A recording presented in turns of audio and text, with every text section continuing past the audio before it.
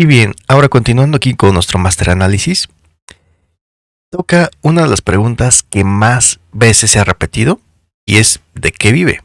Sí, ¿de qué vive nuestro cabecita de algodón? Nuestro presidente, ¿de qué vive? Es decir, en el libro, ¿qué nos podrán decir acerca de dónde sale el dinero con el que vive? Sobre todo porque, por ejemplo, recordemos que no es únicamente 1 o 2 años que tuvo que haberse la pasado sin trabajar, sino fueron 18 años. A ver, vamos a escuchar qué nos dice el famoso libro acerca de esta pregunta tan importante. Escuchemos. ¿Qué vive Andrés Manuel López Obrador? Este es uno de los principales cuestionamientos que persiguió al tabasqueño durante los años en los que recorrió el país, de 2005 a 2018, como candidato presidencial en campaña permanente. La pregunta tiene vigencia, pues implica mecanismos de cooptación que se han perpetuado hasta nuestros días, por medio de personajes que hoy controlan las principales carteras del gobierno federal. La respuesta no es una sola, se pueden rastrear varias fuentes e intereses políticos y económicos que fueron entrelazándose a lo largo del tiempo. Desde que se desempeñaba como jefe de gobierno capitalino, como un jugador de ajedrez, AMLO reunió a todos sus peones, un selecto grupo de amigos y colaboradores que asumieron el papel de testaferros recaudadores. Ellos fueron los encargados de conseguir los recursos económicos con los cuales vivieron López Obrador, su esposa Beatriz Gutiérrez y sus hijos durante más de 10 años. El dinero lo sacaban de las arcas del Distrito Federal, principalmente de los impuestos de los habitantes de la urbe, de distintas secretarías, de la Asamblea Legislativa y de órganos descentralizados como el Metro y la Red de Transporte de Pasajeros, RTP. También tuvo fuertes padrinos.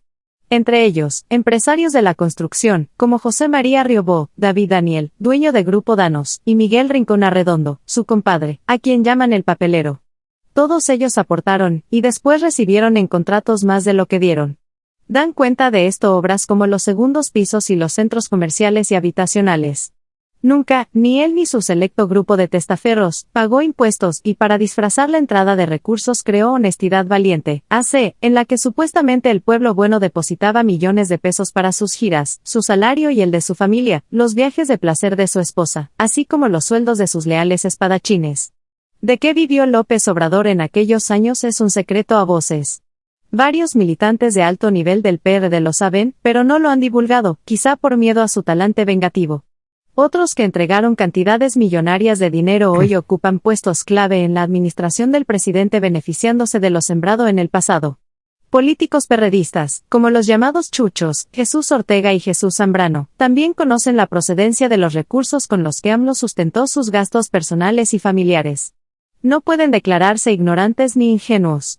Era el acuerdo cupular para encumbrar a aquel candidato que hoy es su más poderoso enemigo. Incluso Miguel Ángel Mancera, ex jefe de gobierno, sabe el origen de los recursos financieros referidos, porque también él, durante su primer año de gestión, cuando aún jugaba béisbol con el tabasqueño, cumplió con la entrega de dinero. Además, ordenó mantener en la nómina de la Procuraduría Capitalina al hijo mayor de AMLO, José Ramón López Beltrán. Entonces, aquí, por ejemplo, ya se empiezan a tocar temas que anteriormente se habían comentado, ¿no? Pero como tal, algunos sonaban más que otros, como por ejemplo Pueblo Valiente, Pueblo Bueno, donde se depositaban supuestamente millones de pesos para sus giras, su salario y el de su familia, los viajes de placer de su esposa, así como los sueldos de sus leales empleados, trabajadores, o gente que estaba incluso dispuesta a ensuciar su nombre con tal de que nuestra presidente quedara bien. Entonces, ¿qué podríamos comentar acerca de esto?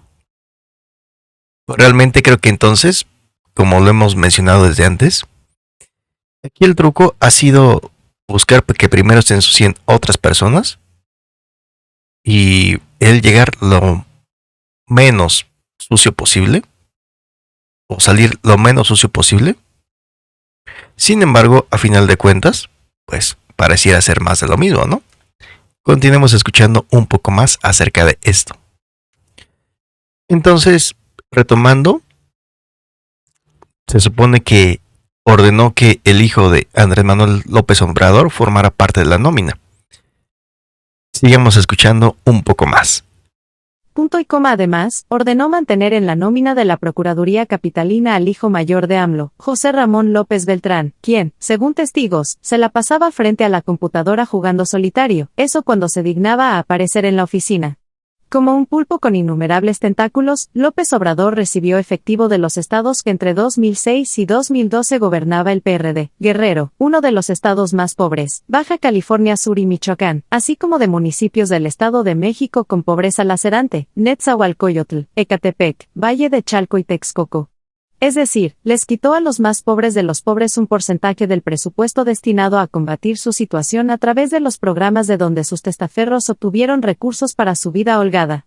Después de erigirse como candidato presidencial del PRD para las elecciones de 2006, López Obrador tuvo en sus manos un cheque por 300 millones de pesos que el Instituto Federal Electoral, IFE, le entregó al partido como prerrogativa. ¿Qué hizo con ese dinero? Los perredistas que lideraban el partido calculan que el gasto en la elección presidencial de 2006 fue de alrededor de 140 millones de pesos. ¿Qué pasó con el resto, 160 millones de pesos? Solo lo saben AMLO, su secretario particular, el ingeniero sonorense Alejandro Esquer, y Gabriel García Hernández.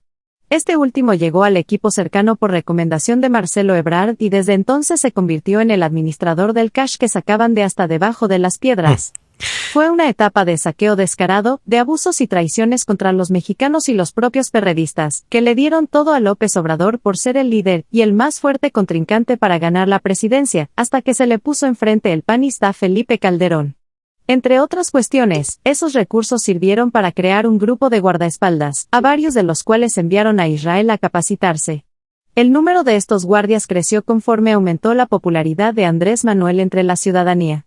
De nuevo, todos esos recursos millonarios los administraba de forma magistral Alejandro Esquer, a quien propios y extraños temen tanto como a López Obrador, por la influencia y el poder que tiene en decisiones importantes, pero sobre todo por la confianza que le profesa el primer mandatario.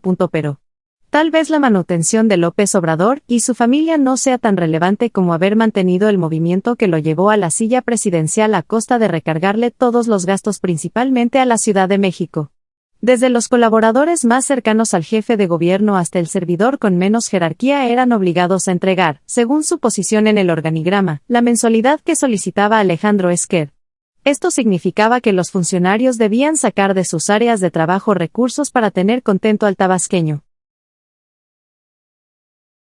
Entonces, por lo que hemos escuchado hasta este momento, sí, pues pareciera que la simple frase de el pueblo bueno es el que me ayuda, sí, solamente que pues muy voluntariamente como que no daban el dinero, ¿verdad? Van a decir, bueno, ¿y cuándo se ha dado muy voluntariamente para apoyar alguna cuestión política? No, pues de hecho nunca. Pero, o quizás sí en algunas ocasiones muy específicas. Sin embargo, como que a final de cuentas no sería una diferencia muy sobresaliente, ¿no creen? Continuemos escuchando un poco más. Si él pedía, por ejemplo, un auto para moverse, solo debía decirlo y el responsable de dárselo sería quien se preocuparía por pagarlo. Entonces recurrieron a estrategias nada honestas, creaban nóminas fantasmas solicitando a la gente de confianza que consiguiera documentos profesionales de familiares o amistades, o de plano generaban programas ficticios, como en su día ocurrió con las becas escolares para alumnos inexistentes, cuyo escándalo no ha dejado de perseguir a Alejandra Barrales desde que fuera integrante de la Asamblea Legislativa de la Ciudad de México, 2009-2012. No se aceptaba un no podemos por respuesta, porque, cuando los funcionarios eran requeridos por Alejandro Esquer a las oficinas de la calle de San Luis Potosí, en la colonia Roma de la capital, domicilio de la casa de campaña del candidato presidencial, se quedaban helados cuando les mostraba la capacidad de su estructura y cuánto efectivo debían entregar. Casi todos se veían obligados a pedirles a sus subalternos con mayor sueldo entre 10 y 20% para apoyar al tabasqueño a sabiendas de que de no hacerlo perderían su trabajo. La Ciudad de México fue brutalmente saqueada para que sin necesidad de trabajar López Obrador viajara por el país y construyera un movimiento de izquierda en el cual creían genuinamente muchos de los que aportaron a la causa. A pesar de que le dieron todo, López Obrador desconfió de su partido y creó una estructura paralela para cuidar las casillas y vigilar que se contaran bien los votos, encabezada por su paisano Alberto Pérez Mendoza, que finalmente fue el detonante para su fracaso en la elección donde ganaría Felipe Calderón, toda vez que Pérez Mendoza no logró ni 40% de presencia en las casillas el día de la votación. Entonces, ¿qué les parece esta parte de la historia? Ya saben, pueden dejar su me gusta, pueden dejar su comentario. Los estaré leyendo, les agradezco y que sigan pasando excelente día.